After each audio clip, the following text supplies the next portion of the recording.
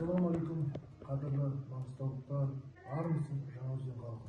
Қонысыңыз құтты болсын деп, өзіміздің жылы лебізімізбен, шашуымызбен Тоқтасын ағамыздың үйіне келіп отыр. Осы 2025-нің Рамазан айында Тоқтасын ағаның жағдайы көп жаңаөзендіктерге белгілі. Көп балалы Жандос деген келіні, баласы мен келіні ызғар, ылғалды, адам тұруға жарамсыз сарайда тұрып келген.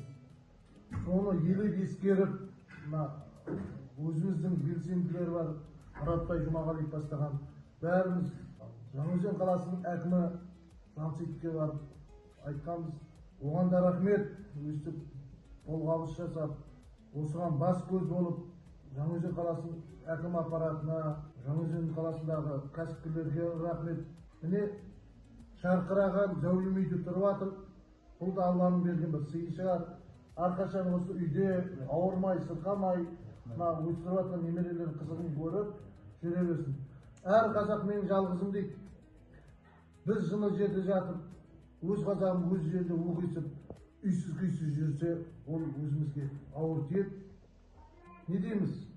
Ісімізге береке берсін, қазағым жасай берсін, тек қана алға аман болайық. Құтты болсын, оң болсын, үй құтты болсын.